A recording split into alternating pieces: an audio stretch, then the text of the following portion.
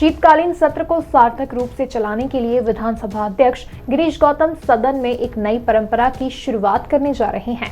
सदन में विधायक अधिक से अधिक सवाल कर सकें, इसीलिए विधायक अब सदन में सीधे सवाल पढ़ने की बजाय सटीक सवाल पूछेंगे। विधानसभा अध्यक्ष गिरीश गौतम ने कहा कि शीतकालीन सत्र में नए विधायकों और महिला विधायकों को अलग से समय दिया जाएगा।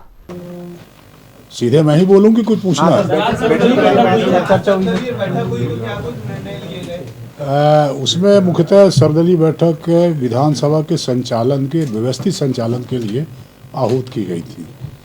प्रतिपक्ष के नेता थे, गोविंद सिंह जी थे, संसदीय कार्य मंत्री थे, अरविंद भदौरिया, लगभग सभी उपस्थित थे। केवल माननीय मुख्यमंत्री जी वो उत्तर प्रदेश के दौरे में है, इसलिए वो नहीं आ पाए।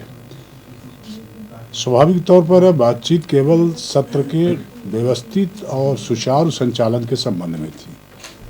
कैसे चलाया जाए उसको कि हम पूरी तरह से विधायकों को अवसर दे सकें, उनकी जो जन आकांक्षाएँ हैं, उनकी या जन अपेक्षा है, उसकी पूर्ति का एक प्लेटफार्म की तरह उपयोग कर सके वो। और इसमें लगभग सहमति है कि ठीक चलाया जाना चाहिए। तो उसमें दो विषय आए। एक विषय ये था कि प्रश्नकाल सबसे ज़्यादा बाधित होता है प्रश्नकाल, और सबसे ज़्यादा नुकसान विधायक का और जनता के भी उसकी अपेक्षाओं की पूर्ति न होने का एक बड़ा कारण बनता है। तो प्रश्नकाल कैसे चले कि 25 में से हम ज़्यादा से ज़्यादा लोगों को अवसर दे सकें। उसका तरीका ये निकाला गया कि जो प्रश्न हम प्रिंटेड करते हैं उसका आंसर भी प्रिंट होकर के आता, वो पुस्तिका छपती है, प्रश्नोत्तरी जिसको कहते हैं आप। तो विधायक उसमें करते क्या है कि पहले प्रश्न छपे हुए को पढ़ेंगे, फिर उसमें छपे हुए उत्तर को पढ़ेंगे, फिर ये कहेंगे कि इस उत्तर से मैं संतुष्ट नहीं हूँ, इसलिए अब दूसरा कोई सवाल कर रहा हूँ।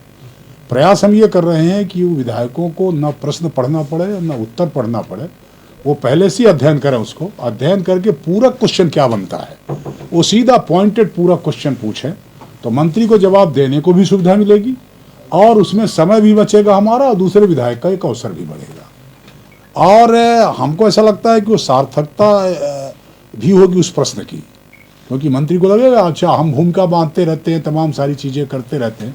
तभी तो बतौर सलाह मैंने जिन विधायकों का प्रश्न आया है, करीब 86 लोगों का तारांकित के रूप में 25 जो प्रश्न आते हैं उसमें से आया, उनको सबको पत्र भी भेज दिया है।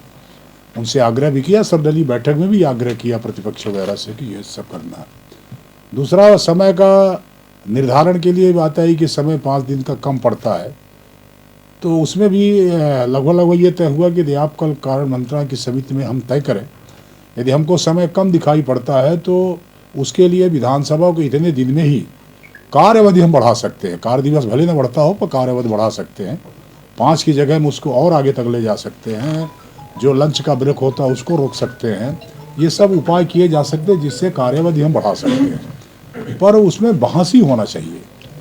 और इसमें लगभग सबकी सहमति है दोनों पक्षों की कि हाँ विधानसभा चलना चाहिए, सुचारू ढंग से चलना चाहिए, शांतिपूर्ण ढंग से चलना चाहिए, सबकी सहमति है। अभी तो यही तय करके गए हैं सब। वीडियो को लाइक और शेयर करें। मृदुभाषी से जुड़े रहने के लिए चैनल को सब्सक्राइब करें और खबरों के नोटिफिकेशन के लिए बेल आइकन दबाना ना भूलें।